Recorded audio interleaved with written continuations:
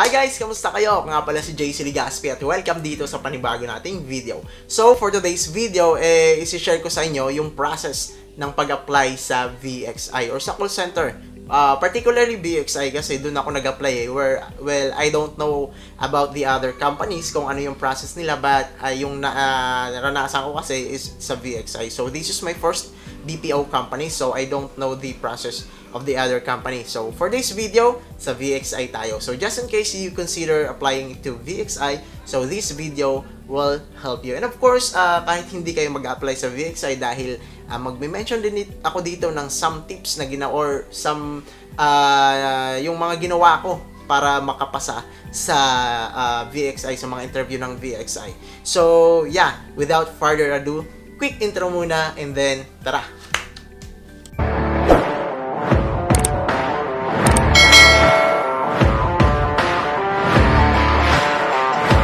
And before we start this video, first of all, disclaimer muna tayo. Anumang sabihin ko dito ay wala pong kinalaman ang company ng VXI or kung anumang company ang mababanggit ko dito. Lahat po ng sasabihin ko dito ay lahat po opinion ko. Ako lang ang may gawa, wala silang kinalaman. So yun lang po, tara na! At ayun na nga guys, no, i-share ko sa inyo yung process ng pag-apply sa VXI. So, yung mga ginawa ko before ako mag-apply, and of course, yung process na talaga nila. Okay? By the way guys, if you want to, talk to me privately, so you can message me on my Facebook page. So, I'm always available during, kasi day off ko pag Sunday and Monday. So, yun. Pwede nyo ako message and magbibigay ako ng tips kung gusto nyo. Pero if tenured na kayo, so no need na. So this is just the process of VXI. So kung tenured kayo, mas ahead pa kayo sa akin. Pero I don't care about that. What I care for today is I will share to those newbie na kagaya ko na nagbabalak na mag-apply sa call center company. So this is for you guys. So yeah, first, nung pumunta ako doon, of course, nag-prepare ako ng resume dahil I expect na need ng resume dahil nga yun yung traditional way of pag nag-apply ka sa isang trabaho. So yeah, I make my resume, so make it presentable, and of course, nag-edit pa ako ng sarili kong picture para medyo corporate yung tingnan, para medyo professional tingnan. So ito yun. So ayan, in-edit ko, ako lang yan, pinutol ko yung ulo, din nilagay ko yung Amerikana na yan. So yun. So, but, nung pumunta ako sa VXI, is hindi na pala kailangan kasi sa kanila, like, pagpasok mo, so sabihin, i-inform mo lang yung tao sa lobby na sabihin mo, walk-in applicant po ako. So, of course, you will talk in English there dahil yung tao sa lobby is mag-i-English talaga sila. So, yun, inform them and just wait for your name to be called. So, yeah, after that, if your name is being called, so punta ka lang and follow mo lang yung mga instruction nung nasa lobby kasi mag-i-input ka ng data mo sa computer. So yun, mag-i-input ka ng data mo, your name, age, educational background, or yung previous work experience mo, kung may experience ka na sa BPO, and of course, kung may referral, kung may nag-refer sa'yo doon, so kung doon sa i-refer nyo, ilagay nyo yung pangalan ko. Di joke. So anyway, if gusto nyo, you can PM me. Kung newbie kayo, PM nyo ako kung ano pang mga ginawa ko. I will gladly share to you kung ano yung mga ginawa ko dahil siguro dahil sa mga ginawa kong yun, kaya ako nakapasa sa call center company na to or sa VXI. So, yun na. Yun yung yung unang process. Yung pangalawang process is like test na siya. So, parang kukumplituhin mo lang yung mga sentence na yun. May mga situational sentences, kung paano mo yung bubuhin. Like, parang exam lang siya sa English sa school. So, yun. Kumplituhin mo lang yun. And after that, the last part is the typing test. So, sa typing test, huwag ka lang mataranta. Be mindful sa mga tinatype mo dahil sa sobrang bilis mo, hindi mo na tinitingnan yung mga tinatype mo is tawag dito, naro-wrong spell ka na pala, which is deduction yon kasi magpupula yon pag once na-enter mo na yon, na-submit mo na yon, so yeah, mali na siya, considered as mali na siya. So yung ginawa ko, hindi ko masyado binilisan kasi pag nasyado tayo nataranta, hindi na natin alam yung ginagawa natin. So mga mild lang, so hindi naman ako ganun kabagal, hindi naman ako ganun kabilis, sinaktuhan ko lang. So yeah, I got 95% accuracy sa typing test. So, 95% kasi yung last ko nga, masyado ko nang bilisan dahil yung oras. So, dahil sa binilisan ko, hindi ko na, na mali na pala yun. So, yun, at least, di ba, nakapasa naman ako kahit papaano doon sa typing test, 95%. So, after that, I inform mo yung tao sa lobby na nag-asikaso sa'yo na you're done. So, yeah, papaupuin ka niyan, and then tatawagin ulit yung pangalan mo, and then i-inform ka nila na just keep your line open for because the interviewer will call you for your screening initial in the final interview. So, una yan yung screening. Hindi naman sabay-sabay yan. Actually, magkakaibang tao yung through phone call lang, kahit nandun ka sa site, dahil nga what do you call this, dahil sa health protocol nagsusumusunod sila. So, through phone call. So, pwede ka rin naman mag-apply online, pero but I suggest na mag-apply ka on-site dahil mas maganda on-site dahil nandun na lahat ng kakailanganin mo. Doon na matatapos lahat, buong araw matatapos yung interview mo. So, yun, pag tinawag ka na sa screening interview, so basically yung mga tinatanong lang sa screening interview, the basics, like your name, educational background, tell me something about yourself sometimes, and of course, may mga random questions silang tinatanong. So, it's better to prepare yourself before you go there. Kasi kapag pumunta ka doon na hindi ka prepare, like kung hindi ka nagsasalita ng English simula pagkabata or ngayon ka palang nag-aaral like sa akin, so maso-surprise ka sa mga random question na itatanong nila. So ako before ako pumunta doon, dahil alam ko sa sarili ko na hindi ako ganun kagaling mag-English. So yeah, I prepared, I listened, I read a lot of English words. So yun. Ayun yung ginawa ko. So, yeah, luckily, I passed the screening interview. So, basic lang naman. And, yeah, for the second screening interview, second screening interview, the initial interview rather. So, yeah, yun na, sa initial interview, ganun pa rin, basic information.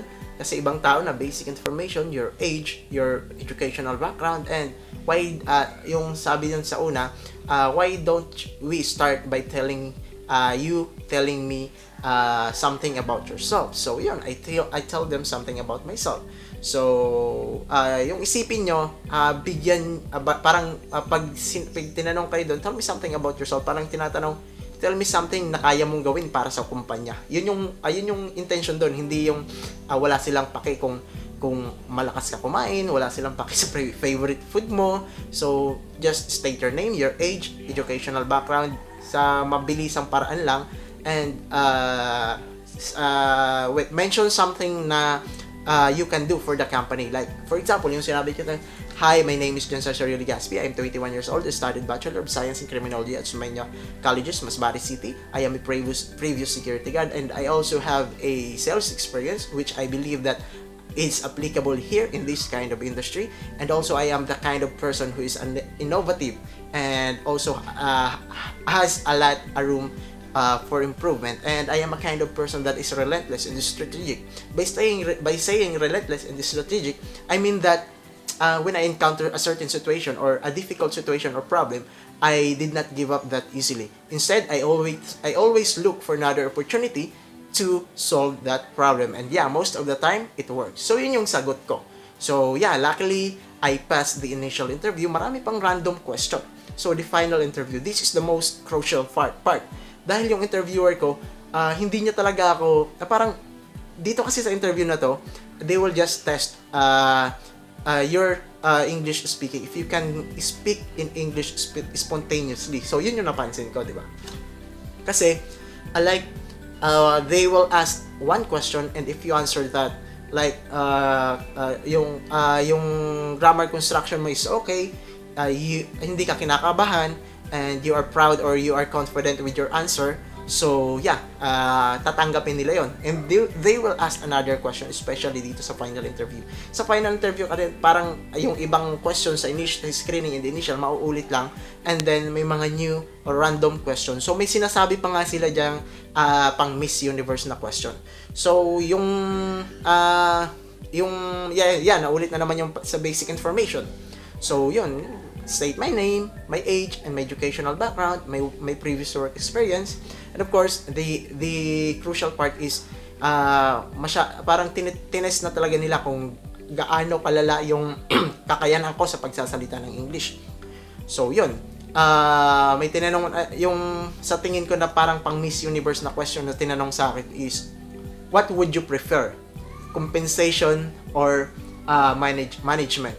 So, yung sinagot ko doon is management. Sabi ko, I prefer management because I believe that management is necessary for the company to grow. And of course, for one team, good management is enough to for the team to work well and to perform well and to raise the metrics of the company or the team.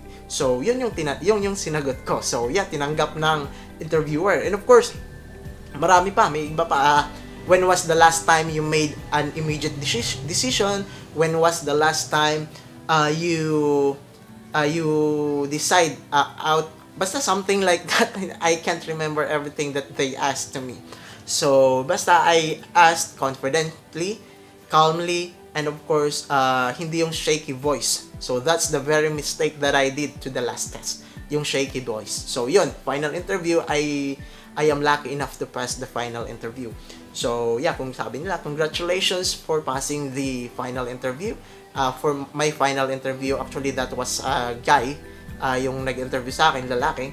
So, of course, based on his voice. So, yun. Sabi nila, just tell the person to the lobby that you passed your final interview so that you can proceed to the next test, which is the last test na.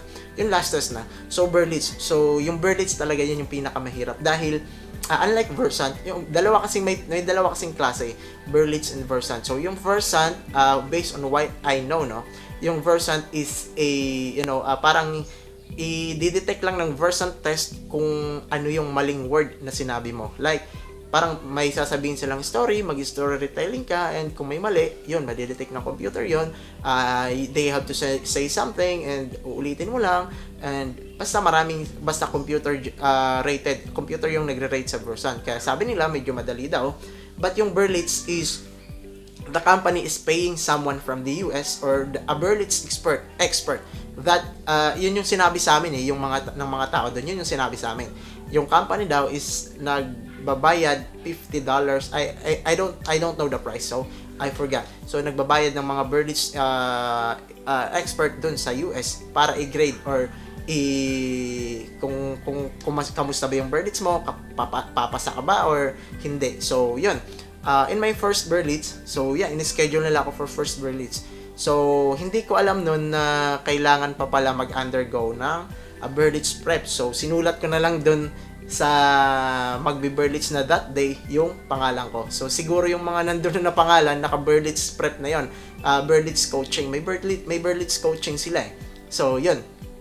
Sinulat ko na lang dun yung pangalan ko without knowing na yung mga tao pala dun is nakapag-Berlitz prep na kasi yung hindi ko kasi masyado na yung instruction nila, pero yun, pinasulat naman ako, tinanong ko nila na for Berlitz, sabi ko yes, and then yeah, I write my name there, and akala siguro nila nakapag-Berlitz prep na ako, so yeah, ayan na, Berlitz na. So, actually, may kasama ako doon, isang lalaki din. I don't know kung lalaki yun. Or, kasi, yeah, I don't want to judge. So, yun, bumagsak siya sa interview, sa initial pa lang. So, yeah, yung napansin ko sa kanya, yung masasabi ko lang sa kanya kung bakit siya bumagsak, no? Dahil ayaw niyang tanggapin na mali siya. Like, parang gusto niya mas magaling pa siya doon sa interviewer. Kasi sabi niya, bakit mali ako? Tama naman yung sinabi ko. Bakit niya ako binagsak? Ganito, ganyan. Huwag dapat ganun, guys. Dapat pag bumagsak kayo, tanggapin nyo. And kung ano yung sinabi sa inyo ng interviewer na advice, like, i-apply nyo sa sarili nyo. Pantatlo niya na palang try yun. So, hindi niya binabago yung ugali niya, kaya bagsak pa rin siya ng bagsak. So, guys, if I were you, don't be like him. So, in-advisean ko naman siya doon, but I hope tinake niya yung advice ko. But, yun, balik na tayo sa Berlitz ko. So, in my first Berlitz, nung pumasok na ako sa Berlitz room, ako lang dun mag-isa, so may computer set, and then, dito na, in-explain na nila sa akin, may headset na, in-explain na nila sa akin kung ano gagawin sa Berlitz. You have to formulate your own opening spiel. Basically, yung i-measure lang daw ng Berlitz is may yung construction ko ng grammar ko, pronunciation ko, And yeah, sabi niya, speak confidently with the heart. So yun lang yung pinaka sa, hindi ko siya tinake seriously yung speak confidently with the heart. So for me, I think I don't have a problem with my grammar construction and my pronunciation. The problem with me is I did not take that advice of the Berlitz facilitator na speak confidently with the heart. Like, kasi during may Berlitz na, kasi yung gagawin mo lang sa Berlitz, like may papakinggan kang voice rate, parang na-record na siya na scenario, tapos yun, magbibigay ka ng answer mo doon sa scenario na yun, parang in response sa complaint ng customer na yun. So yun. So I think dahil bumagsak ako doon sa first Berlitz ko. So yung sa tingin ko na kung bakit ako bumagsak is I did not speak confidently. Like my voice is shaking, and of course there's a lot of dead air. So yun talaga yung pinakamali sa akin doon. Kaya ako bumagsak sa tingin ko Kasi hindi nila pinapakita yung result, yung ratings kasi pero nagbibigay naman sila guys ng another try. So sa second try ko ay inisip ko muna kung ano yung mga bagay na mali ko doon. Masyado akong kabado, and of course shaky yung voice ko and a lot of dead airs. So I practice a lot before I retake my Berlitz. So yeah, luckily nung pagbalik ko, I am able to pass the Berlitz. So they conduct a Berlitz coaching na. I attend a Berlitz coaching. In fact, I attend twice because that time may dalawang Berlitz prep na i-held. So I choose to attend twice para makapag-practice. So yun, alas 4 na, tapos na yung Berlitz prep, Berlitz coaching. So yeah, I take my Berlitz. So in fact, before I